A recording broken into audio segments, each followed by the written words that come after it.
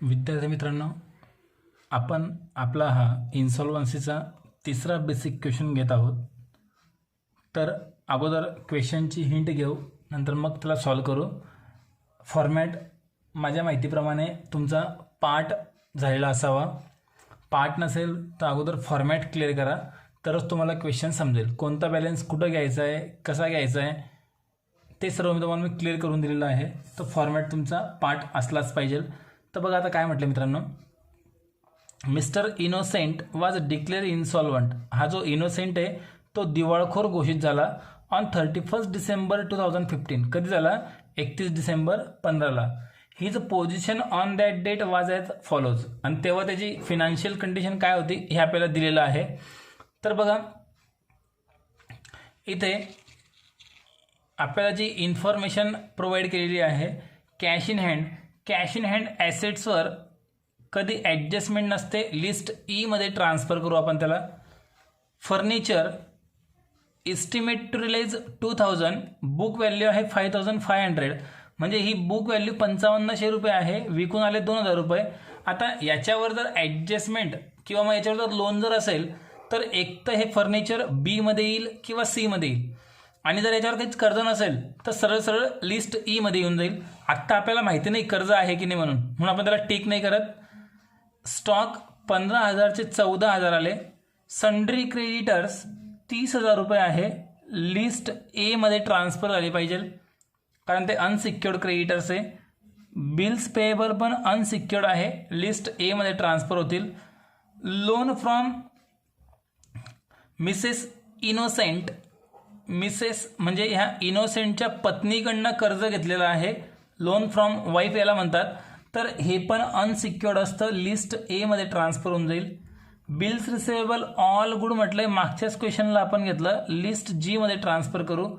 Sundry debtors F मध्ये transfer होऊन जाईल. इथे बघा गुड, डाऊटफुल आणि बॅड तिघं पण दिलेले आहेत.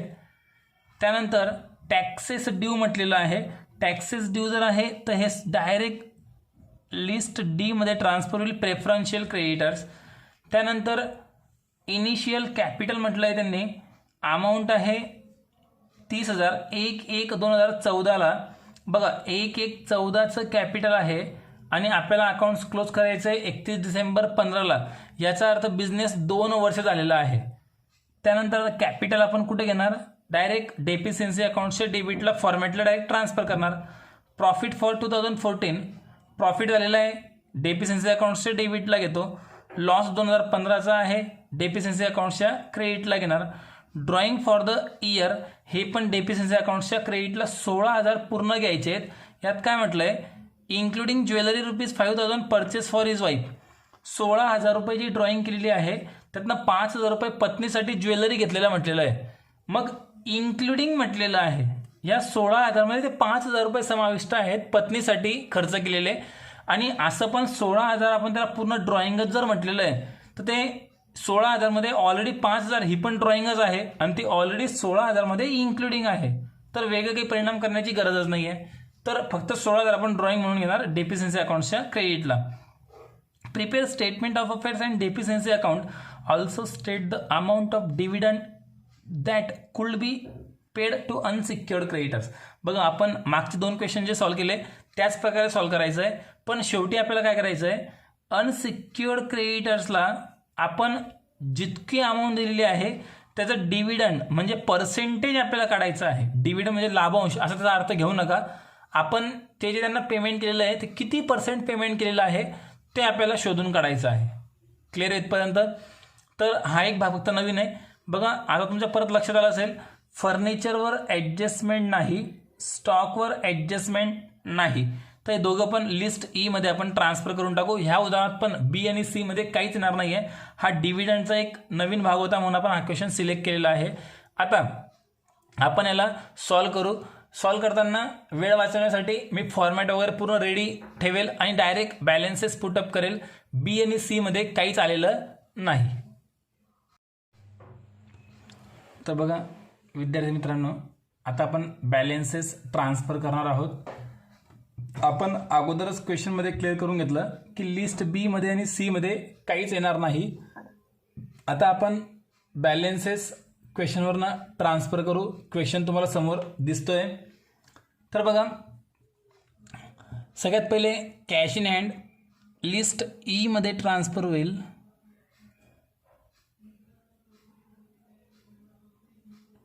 कॅश इन हँड 100, इथे पण 100. त्यानंतर फर्निचर आहे. आता बघा, फर्निचरवर कर्ज काहीच नाही आहे, तर फर्निचर पण लिस्ट ई मध्ये येऊन जाईल. आपण हे अगोदरच क्लिअर करून घेतलं. फर्निचरची बुक व्हॅल्यू आहे 5500 आणि रिअलाइज व्हॅल्यू आहे 2000. 5500 रुपयांचे फक्त किती मिळाले? 2000. म्हणजे इथे लॉस झाला आहे 3500. तर तो लॉस इथे ट्रान्सफर करायचा. इथे आपण नाव देऊ अगोदर अदर लॉस आणि इथं लिहू आपण फर्निचर. कसा लॉस झाला? 5500 मधून 2000 रुपये लेस केले, म्हणजे 5500 रुपयांचं फर्निचर फक्त कितीमध्ये विकलं गेलं? 2000 मध्ये. तर 3500 रुपये लॉस झाला. त्यानंतर स्टॉक 15000चे फक्त मिळाले 14000 रुपये. तर याच्यावर पण काही कर्ज नसल्यामुळे हे पण आपण लिस्ट ई मध्येच घेऊ. 15000 रुपयांचा स्टॉक होता, 15000 रुपयांचा स्टॉक, आणि मिळतात किती? फक्त विकून 14000 रुपये मिळतात. फक्त 14000. 15000चे आलेले आहेत 14000. इथे पण लॉस झाला 1000 रुपये. आपण त्याला ट्रान्सफर करून देऊ 1000 रुपये.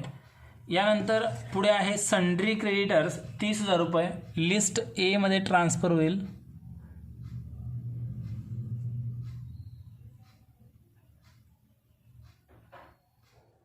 सन्ड्री क्रेडिटर्स टोटल 30000 रुपये. यानंतर बिल्स पेएबल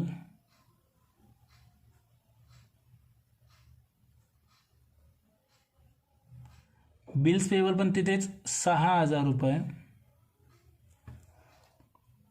पुढे आहे लोन फ्रॉम मिसेस इनोसेंट.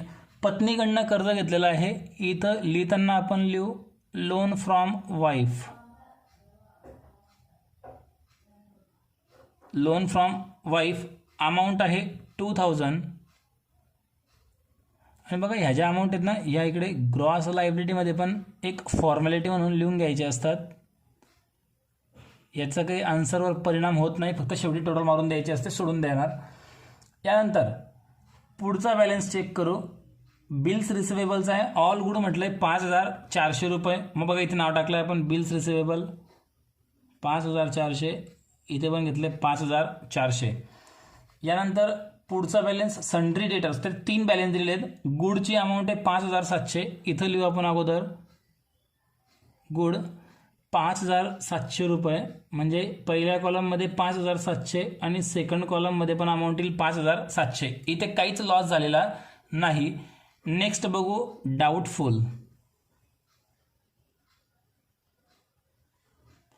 डाऊटफुलवर काय म्हटलंय बघा, बुक व्हॅल्यू आहे 1000 आणि काय म्हटलंय बघा ते डाऊटफुलच्या पुढे कंसात एस्टिमेटेड टू प्रोड्यूस 40% आणि वसूल फक्त किती पर्सेंट होत आहेत? 40%. म्हणजे 1000चे 40% जर आपण काढले तर 400 अमाऊंट येईल.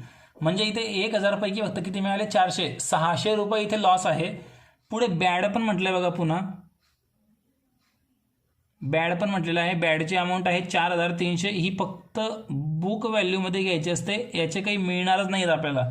मग आता बघा, टोटल डेटर्समध्ये लॉस झाला किती? गुडमध्ये काही लॉस नाही आहे. 1000चे 400 मिळाले, 600 लॉस आहे आणि हे 4300. म्हणजे एकूण लॉस झाला टोटल 4900. तर इथे बॅड डेप्समध्ये आपण ट्रान्सफर करायचे 4900. कशी अमाऊंट आली कळालं असेल. इथले 600 रुपये आणि हे 4300 रुपये, एकूण झाले 4900 रुपये. यानंतर टॅक्सेस ड्यू म्हटलेलं आहे. टॅक्सेस ड्यूची अमाऊंट आहे 1000. प्रेफरन्शियल क्रेडिटर्समध्ये ट्रान्सफर होऊन जाईल. टॅक्सेस ड्यू 1000 प्रेफरन्शियलमध्ये येईल. इनिशियल कॅपिटल दिलेलं आहे आपल्याला 30000 रुपये. जेव्हा बिझनेस सुरू केला होता त्याने, त्यावेळेचं कॅपिटल आहे 1/1/2014चं. नंतर प्रॉफिट आहे 2014चा. प्रॉफिट आहे 2014मध्ये 4000 रुपये. इथे लिहून देतो कंसात 2014चा प्रॉफिट 4,000 रुपये. नंतर लॉस आहे 2015मध्ये 20,000 रुपये. इथे घेतले आपण लॉसमध्ये 20,000, 2015चा लॉस. यानंतर ड्रॉइंग फॉर द 2 इयर, 2 वर्षाची ड्रॉइंग आहे 16,000 रुपये. आता हे 16,000 रुपये एका वर्षाचे आहेत असं कुठे काही म्हटलेलं नाही आहे, 2 वर्षांची म्हटली डायरेक्ट. मग 2 वर्षांचे डायरेक्ट 16 घेतले, त्याचं 16 गुणिले 2 32 करू नका, फक्त 16,000 येईल. आणि कंसात म्हटलं होतं इन्क्लुडिंग ज्वेलरी, ते इन्क्लुडिंग ज्वेलरी पण आपण इथे लिहून टाकलं. आणि सर्व बॅलन्सेस तुमचे संपले. ॲडजस्टमेंटला तर काहीच दिलेलं नाही. आता आन्सर क्लोज करण्याची पद्धत बघा. लिस्ट बी आणि सी मध्ये काहीच नाही आहे, हे अगोदर क्लिअर करून घेतलं. बी मध्ये बॅलन्स जर काही उरला त्याला सरप्लस म्हणतो, तो आपण इथं लिहितो, पण ह्या उदाहरणात सरप्लस सुद्धा नाही. आता फक्त काय करायचं आहे, पहिले इस्टिमेट. आता बघा इथून अकाउंट्स क्लोज करण्याची पद्धत लक्षात घ्या. इस्टिमेट टू रिअलाइज याची टोटल करायची. याची टोटल बघा, मी तुम्हाला सांगितल्याप्रमाणे कॅल्सी तुम्हाला अलाउड आहे. आता मी इथे टोटल करतो. 2 0 कॉमन आहेत, 4 8 15 16, एक कॅरी ऑन, 1 आणि 5 6 आणि 5 11, 11 आणि 4 15 आणि 2 17, 17 अशी 7, एक कॅरी ऑन, 1 आणि 1 2, 27,600 रुपये इथली टोटल आहे. 27,600 आपल्याकडे टोटल अमाऊंट आहे. त्यातनं सगळ्यात पहिले कोणतं पेमेंट करायचं आहे, प्रेफरन्शियलचं. हे कंपल्सरी असतं. मग इथे म्हणायचं लेस प्रेफरन्शियल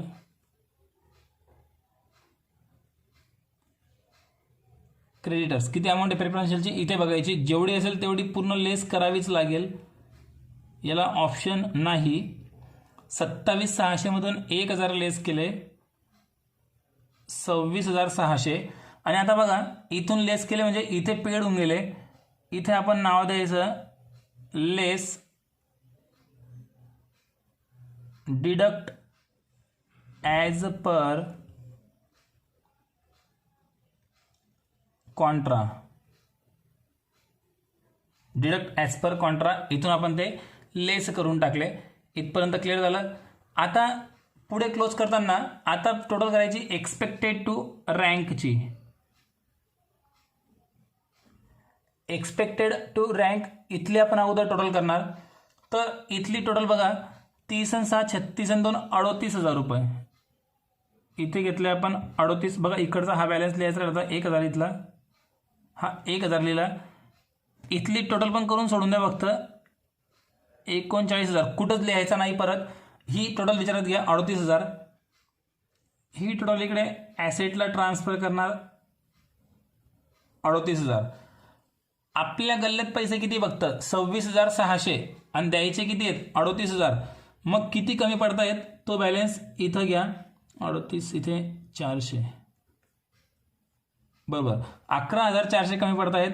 तर याला आपण नाव देणार list H deficiency. List H deficiency 11,400 balance आला. आता ही डेफिशियन्सी आपण अदर प्रॉफिटला ट्रान्सफर करतो. इथे घेतले डेफिशियन्सी 11,400 रुपये. 11,400 रुपये डेफिशियन्सी. आणि बस डेफिशियन्सी ट्रान्सफर केली की शेवटी इथे दोघी साईडची टोटल करा. जर दोघी साईड जर सारख्या आल्या तर आपला आन्सर बरोबर. चेक करू आपण. 2 0 कॉमन आहेत. नंतर 5 आणि 9 14 4 हातच्याला 1, 1 आणि 1 2 आणि 3 5 आणि 6 11 आणि 4 15 अशी 5, 1 कॅरी ऑन, 1 आणि 1 2 आणि 2 4 45,400 क्रेडिटची टोटल आहे. इथे 30 34 आणि 11 45,400. हा पण क्वेश्चन टॅली झाला. यानंतर बघा मित्रांनो, आपल्याला शेवटी असं विचारलं होतं की also state the amount of dividend that could be paid to unsecured creditors. तर जी अनसिक्युअर्ड क्रेडिटर्सला आपण अमाऊंट देत आहोत ती अमाऊंट त्याचे पर्सेंटेज किती आहे ती अमाऊंट आपल्याला शोधून काढायची आहे. तर बघा अनसिक्युअर्डला आपण पेमेंट किती देत आहोत, ही अमाऊंट 30,000 6,000 2,000 38,000. जर इथली काही अमाऊंट असेल तर ती पण ॲड होईल. इन शॉर्ट लायबिलिटीची जी बेरीज केलेली आहे ते 38,000 आपण दिले. ते 38,000 जेव्हा द्यायचे बाकी होते तेव्हा आपल्याकडे पैसे फक्त किती शिल्लक आहेत? 26,600. मग याचे फक्त आपल्याला पर्सेंटेज काढायचे आहेत. ते कसे काढतात बघा, इथे नोटमध्ये आपण ते लिहून टाकू. इथे नाव देऊ आपण नोट. रेट ऑफ डिव्हिडंड आपल्याला काढायचं आहे. कसली वर्किंग नोट आहे? Rate of dividend. डिव्हिडंड म्हणजेच काय सांगतो? डिव्हिडंड म्हणजे लाभांश. इथे तर अर्थ घ्यायचा नाही. आपण जे अनसिक्युअर्ड क्रेडिटर्सला पेमेंट दिलं आहे 26,600 रुपये, ते 38,000चे किती पर्सेंट आहे फक्त एवढं आपल्याला शोधून काढायचं आहे. मग याच्याकरता काय करायचं असतं बघा, amount payable to unsecured creditors. Unsecured क्रेडिटर्सची अमाऊंट किती पेड करायची बाकी आहे ती अमाऊंट अगोदर लिहायची. तर बघा इथे मी लिहितोय अमाऊंट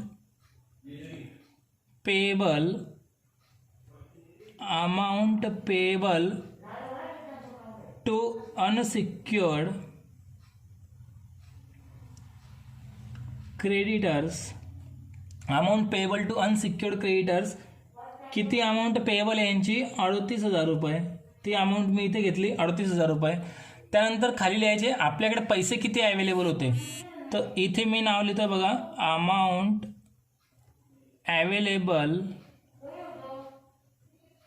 अवेलेबल फॉर अनसिक्युअर्ड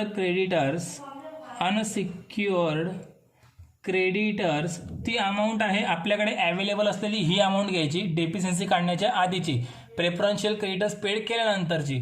26,600 आपल्याकडे बॅलन्स अवेलेबल आहे, 26,600 रुपये. मग आता पर्सेंटेज ऑफ डिव्हिडंड कसे काढणार? तर बघा, पर्सेंटेज ऑफ डिव्हिडंड